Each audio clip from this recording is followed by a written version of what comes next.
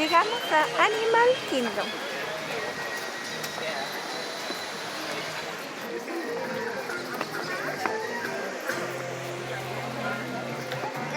No era el árbol más grande de todos.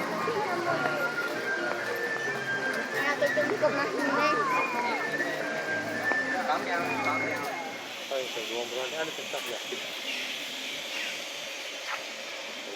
¡Vamos!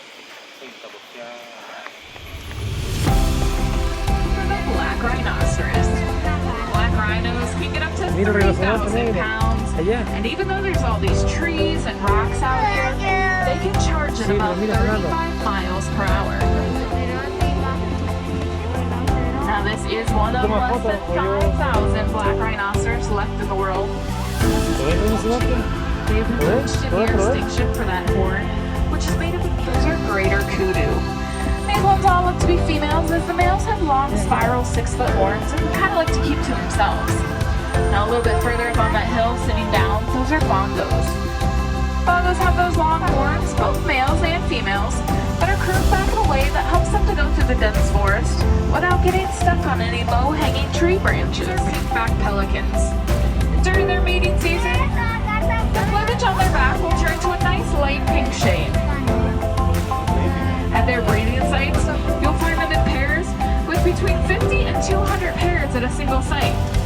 Now both mom and dad, they'll take turns incubating those eggs, staying on the nest for about 30 days until those eggs hatch.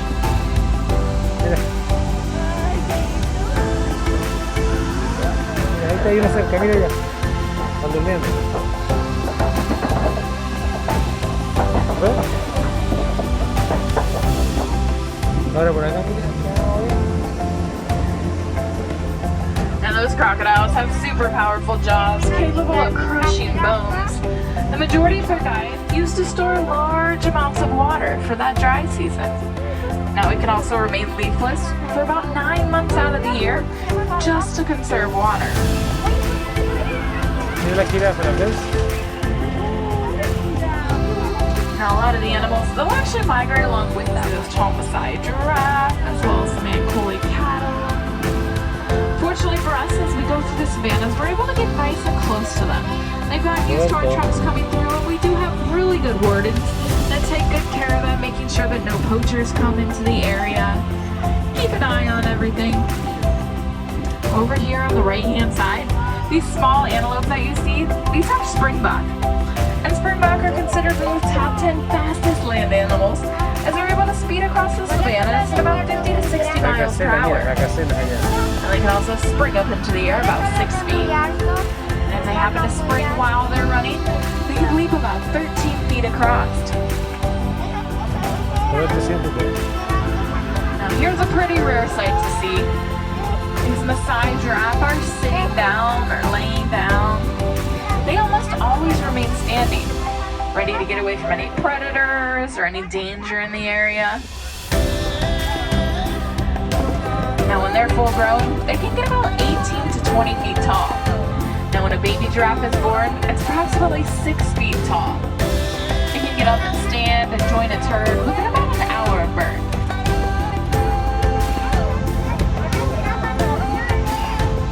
And you can see that tall Maasai giraffe there grabbing something to eat. If you haven't seen it, stick out its tongue. It has a very long prehensile tongue, so we actually grab onto those leaves and branches, kind of like we can with our fingers. And these large structures right outside the truck, these are termite mounds. And these termite mounds are beneficial to more animals than just the termite post. While some of the smaller animals, they can use them as lookout posts. Now the giraffe, they definitely don't need a lookout post.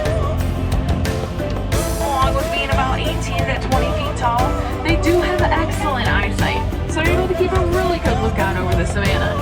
Even spotting animals that may be coming up in those tall grasses. We also have one of those large Ankole cattle here. These Ankole cattle were first domesticated by the Watusi tribe, so sometimes you hear them called Watusi cattle. But they have those extra wide horns that can get up to about 6 feet wide, or about 3 to 4 feet long each. Now those horns are not near as heavy as they look. They've been known to migrate along with the wildebeest, traveling about 300 miles on their migration. Now look Looks like we have a dazzle of those Hartman-bound zebras here. A dazzle is oftentimes made up of one male and 2 to 5 female and their offspring. Now when a baby zebra is born, its legs are almost as long as mom's.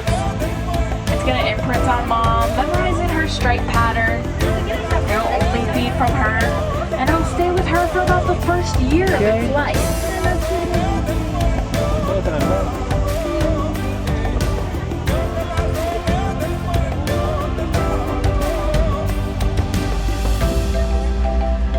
Nice and close to the trap. Males getting up to about 100 pounds. Females only about 30 pounds or so. And those babies quite a bit smaller. Now one neat thing about the mandrills, they actually have a little pouch in their cheek, and they can use that to store snacks for later.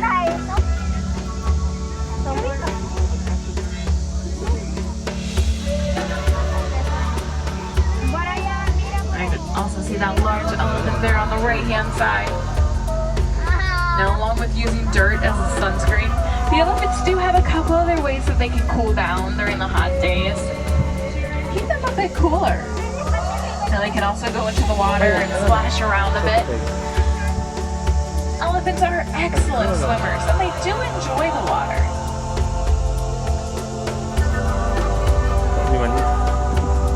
Sometimes even eat small trees.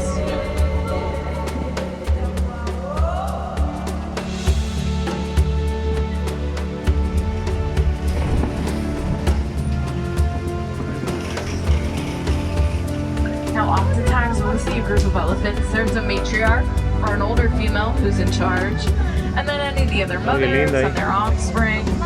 Now when male elephants become teenagers, they oftentimes will leave the group, either going off on their own or forming or joining a bachelor group.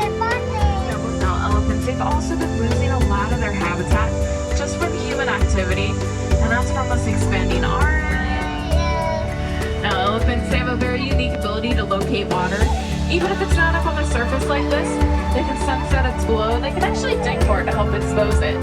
This helps out not only the elephants, but the other animals out in the savannah during the dry season. And here on the left-hand side, these are the greater flamingos. And greater flamingos are the largest species of flamingo. And they get that pink coloration from the different foods that they eat. Now they are filter feeders, so you'll see them stick their heads below water, kind of stomp their feet. That helps to loosen their food. And then their beak is formed that way, filter out all of the sand and water, leaving just their food behind. Los flamencos y las garzas son como familiares.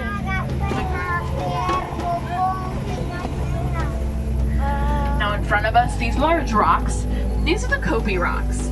And these rocks are great. They allow the animals to get up high, get a nice good look out over the savannah, and keep an eye on their herd or spot any predators. Now off in front of us, there's an ostrich. And ostriches are the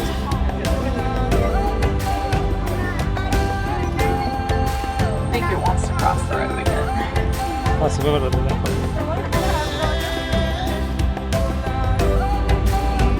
Now those ostriches, they can run pretty quickly if they'd like to. They can run about 35 to 40 miles per hour.